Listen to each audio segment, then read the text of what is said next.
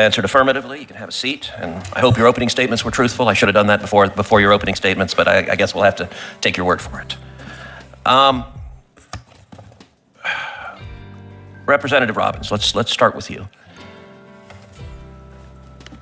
How broad was the fraud that was perpetrated in Minnesota? We are still getting a handle on it, but it's all of the, not all of, but a huge segment of the child care programs, autism services, sober homes, emergency transportation, of 14 areas of Medicaid fraud, SNAP benefits. We are still, I would say, getting whistleblower reports, uncovering new vectors of fraud. We just discovered the adult day services and the assisted living. Those haven't been counted in the total so far.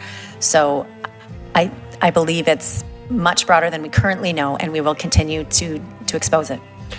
Is there any chance the elected Democrats in charge of the state were unaware of the fraud?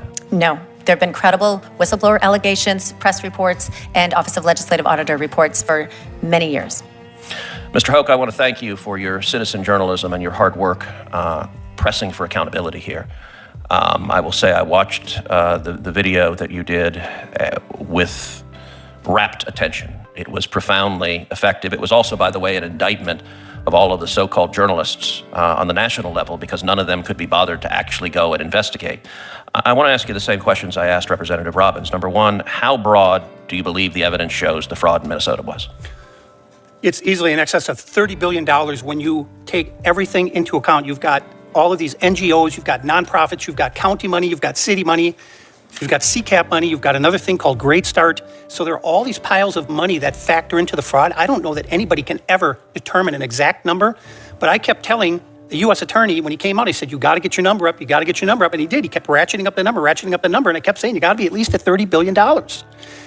So going back to whether Governor Walz knew about it, Governor Walz admitted knowing about the fraud early in his first term, which would say 2020. Well, Minnesota statute 3.971 subdivision 9 clearly says that if you are made aware of fraud in a state agency, you are obligated to immediately report that fraud to the Office of the Legislative Auditor. Immediately. The Legislative Auditor is then the body that determines which law enforcement agency to bring into the investigation. Governor Walz did not contact the Office of the Legislative Auditor. He said he contacted the FBI. About what? That's not what the law says. How many organizations receiving taxpayer funds did you visit in total? How many? How many organizations or ostensible organizations? Companies? 200. Of the child care centers you visited, how many kids did you see? The only place that I saw children was at KinderCare and New Horizons, which are, in my opinion, legitimate. They're large scale. They have play areas. And they also receive CCAP money, but they're the only places that I saw where there were children present, ever, at any of them. How about the autism centers? Did you see children? Did you see patients there? Never. So that's not to say there weren't any, but there were never there. There were never any there. When I was there, never any footprints in the snow. Same thing. Mr. Weissman, you're co-president of Public Citizen, which describes itself as a consumer advocate and a pro-democracy organization.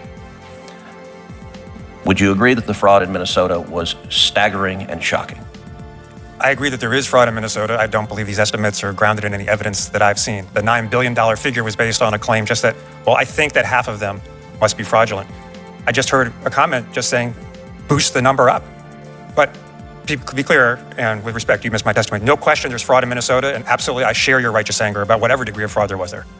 Do you agree that any Democrat politician, or let me be clear, any Republican politician that had knowledge of the fraud and was complicit should be prosecuted?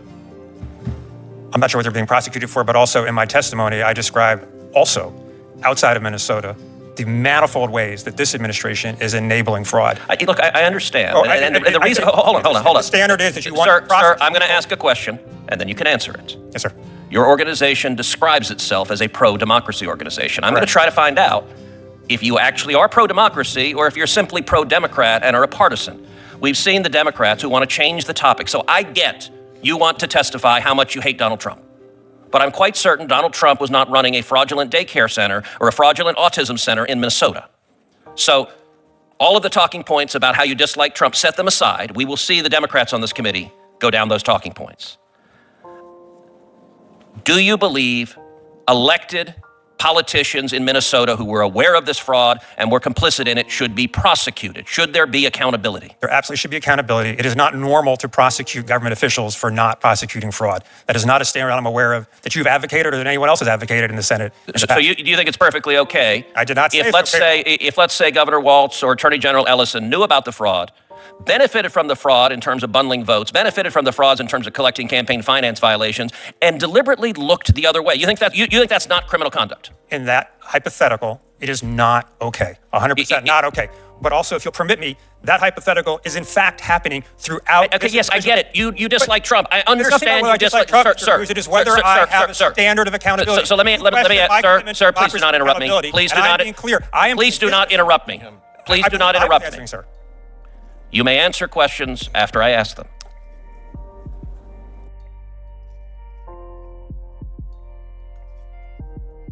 So obviously we've got a far left person in the witness stand, but very possibly could be involved.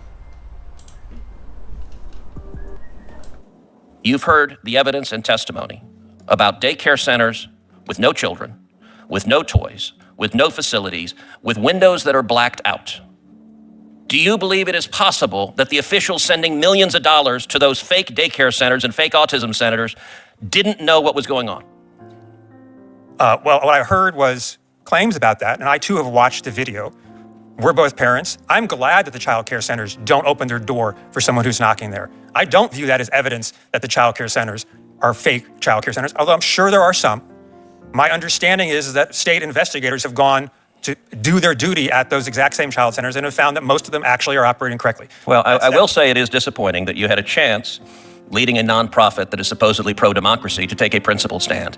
Instead, you decided to defend the Somali fraudsters because it benefits elected Democrats. That's disappointing. But you know what? I'm going to give you something you're going to like, an opportunity to say all the ways you dislike President Trump, because I'm going to recognize the ranking member who will surely ask you why Trump is terrible and do everything you and he can do to change the topic from the actual topic of this hearing. Ranking member Whitehouse. Before we get to that, I don't want to leave what seemed to be a pretty flagrant mischaracterization of your testimony without an opportunity for you to address that mischaracterization, if you would care to begin with that. I appreciate that. Just briefly, I was disagreeing with the premise of the question that we have been displayed this evidence showing criminal wrongdoing. Obviously, where there is criminal wrongdoing, and I testified to this, I support aggressive investigation and prosecution. To the degree there is wrongdoing in Minnesota, it should be aggressively investigated and prosecuted. I'm not sure that the claim that all the evidence we've been presented today is in fact evidence of that, but I don't deny it for a moment that it is occurring in Minnesota. Senator Schmidt. Thank you, Mr. Chairman. American citizenship is a gift, but also a sacred duty. It comes with extraordinary rights and important responsibilities. Responsibilities are a precondition to those rights. That's why our forefathers created strict rules for naturalizing new citizens. On the front end, those who wish to become Americans must prove they are persons of good moral character and loyal to our country and attached to our Constitution. On the back end, we have the ability to revoke the citizenship of those who lie or deceive us in the process of securing it. We've seen those standards of citizenship be debased. Look at the stories of just the past few months in Minneapolis, case after case, naturalized U.S. citizens behaving in ways that show beyond any shadow of a doubt that they were never fit for citizenship in the first place. In Minnesota, naturalized citizens defrauded our government for billions of dollars. One individual stole almost $1.7 million from a program intended for poor children.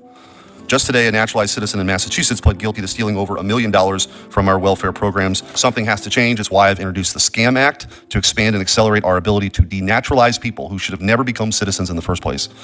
If you use your new citizenship to commit massive welfare fraud, aggravated felonies, or espionage, or join drug cartels or terrorist organizations, you were never fit to be called an American at all. I encourage my colleagues on this committee to support that important legislation. Now, Mr. Weissman, you are the co-CEO of Public Citizen, is that correct? Co-president, yes, okay. sir. President, okay. Is welfare and grant fraud in the national public interest? I'm sorry. Is welfare and grant fraud in the national public interest? It is 100% contrary to the national interest. Okay, but taking it on would also be in the national interest, correct? Taking it on is absolutely in the American interest. Is fraud prevention is fraud prevention racist? Fraud prevention is not racist, no. Okay. Are current fraud prevention efforts by the Trump administration in Minnesota racist? No. Okay. Are deportations racist? Are deportations racist? It depends. They can be racist, okay. Sure. Is ICE racist? I think the practices of ICE right now are abhorrent and should be abhorrent, exactly as you said, for American values. I think the practices of ICE right now are... But ICE itself, the organization, is racist. enforcing immigration and customs laws per se is not racist. What ICE actually is doing, I believe, can fairly be characterized as racist. Yes, sir. All right. I asked this because we did a little bit of digging into Public Citizen and found two things. One is you're funded by George Soros, correct? The Open Society Foundation is one of our funders, yes. And you call just about everything you don't like racist. That is not true, but Okay, well, I'm gonna give you a few examples. sure.